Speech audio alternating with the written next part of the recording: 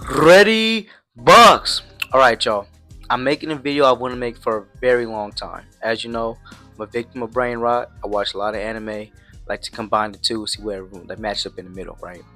So I thought about if Hajime no Ippo was in the Hunter x Hunter world, or Hunter x Hunter, depending who you are, what would be their nin types? You know what I mean? What would each nin type correlate to? How would that translate?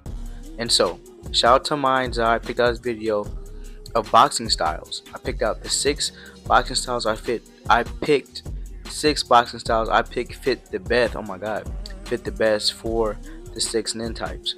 So I'm gonna kick it off. I'm gonna start it off. But before we get to all that, I want to give just an insight of what nin is. You know what nin is, what boxing styles are, and boom. And according to Hunterpedia, Niz is one of the defining features of the Hunter x Hunter manga by Yoshihiro Togashi. It's a technique that allows a living being to use and manipulate their own life energy. The term Nin can be used in conversation to refer to oral. A person capable of utilizing Nin is colloquially referred to as a Nin user, while those who cannot go by designated as non-users. So, take that into account. Just be a term of, if you could use Nin, you're a boxer. If you can't use Nin, you can't fight. Straight like that. In terms of boxing, every boxer has a certain style or opinion what works for them, their body type, muscular build, their range, their natural attributes, and how that affects how they fight overall. So, I wanted to just run down the nin types and run down the boxer types. For nin types, we have enhancer, transmutation, emission, conjuration, and manipulation. As boxer types, we have outboxer, swarmer, counterpuncher, slugger, boxer puncher, and switch hitter. And as the video goes on, I'll go through all these.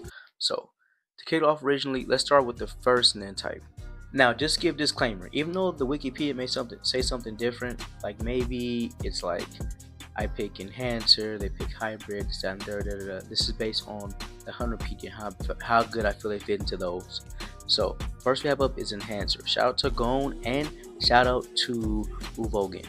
Alright, now for enhancer, it's the ability to use aura to strengthen or increase natural ability of an object or one's own personal affinity. Plays a critical role in combat. Now for that I picked the Swarmer and the Slugger. Now for the Slugger it says KO power relies less on speed, more on a big hit, just one punch knockout. And the Swarmer, relentless, aggressive, short, high work rate. Think of Tyson or Frazier. And for the manga I put Martinez, Ippo, and Sonata. Why? They stay moving, hands and feet the entire match. They come forward, and with Sonata's case, they actually realize what's going on with the body and time the opponent out to know when to beat them. I feel like these three fit the best for enhancer. You have different viewpoint. Let me know in the comments below. Now, next up we have transmuters, or transmutation. Now, their ability is defined as changes the properties of their own aura to mimic something else or replicate specific attributes. Okay, and for them I put counterpuncher and puncher boxer. So, for counterpuncher, definition is defensive minded, excellent at exploiting mistakes, sharp reflexes and timing, understands opponents. And for boxer puncher I put versatile, fighters blend elements of boxing and slugging, technical skills of an outboxer, well, having the power of a slugger. Think of Shigeru Leonard or Pac-Man. And so for this, I felt the boxers that fit most into this were one, Takamura, who is like basically the god of Hajime Ippo. He never lost a fight, keeps going hard, always wins. Next, Itagaki, because he can see a move he saw and learn it on the spot. Then we fought Kurosawa and used Wally's rope techniques, which is only been done twice between Wally and him. He never watched Wally in person, only over the phone. He's good at that. And then Kimura, because he watches fish attack and use the dragonfish blow, which is one of the strongest techniques in Hajime no Ippo. It's not given that much credit, but it is one of the strongest techniques. It's pretty much a one-punch knockout, always knocked down. So we have emitters, and for the 100p, the definition of emitter says the user has an easier time separating aura from body. So, to me, it meant rangy, pure rangy type of fighters. So I put outboxing. Outboxer says pure boxer, speed, agility, technical prowess, footwork, uses jab and straight punches. I put Thought of Ali. And so for the manga, I put for outboxers or misusers, I put Mishiba, Sendo, and Miyata. Why? For Mishiba and Sendo, only because they have a wild side. They can put their aura out of their body and put their pressure on somebody. This also counts for Martinez, but specifically Mishiba and Sendo for this aspect of it. And for Miyata, because obviously he's the best counter user in the world. He uses counters, he punches people. They throw a punch, he comes, and hits them when they're hitting. So if that counter is the best punch used, like a mission is one of the best attacks used, because it's little no effect on yourself. Now, Sagamura might be better because he uses counters by swaying back instead of leaning forward, but still it is what it is. Next up, we have Conjuration. And Conjuration, Wicked Hunter Pia states that Conjuration involves creating a physical, independent material object out of one's aura, even pocket dimensions. And for that I put Counterpunch. And for Counterpunch, the boxing style says defensive minded and excellent at exploiting mistakes, sharp reflexes, and timing. Understands the opponent. We put Wamama Warquez and Mayweather. Now for Conjuration, I put Ghetto, Wally, and Shimpokoro. For Ghetto, I put his extending arm trick as well as his hand trick. Why? Because it changes the opponent's viewpoint, how they attack. Wally, I feel like he was in the jungle between Ippo and with Martinez, like he was inside of a jungle and fighting that way. And for Shibokoro, I put that because of the deep sea element of his match with Ippo. He felt like he was breathing hard, took him to the deep water, and he drowned him. It was tough for him to survive. What you gonna hit me with? What else? What else? That's all he has. It's a hook. He's not a complete fighter. He's not. And that's why when come April the 22nd, I'm going to walk you to the deep waters and I'm going to drown you. They're going to have to pick you up. Bernard, Oscar, and Joe Goose are going to have to pick him up. And I promise you that. I promise. Next up, we have Manipulation. 100 P defines manipulation as allows user to control living or non-living objects. And for that, I put Switch Hitter. Switch Hitter is defined as can fight from any stance. Think of Hagler or Crawford, orthodox or southpaw stance.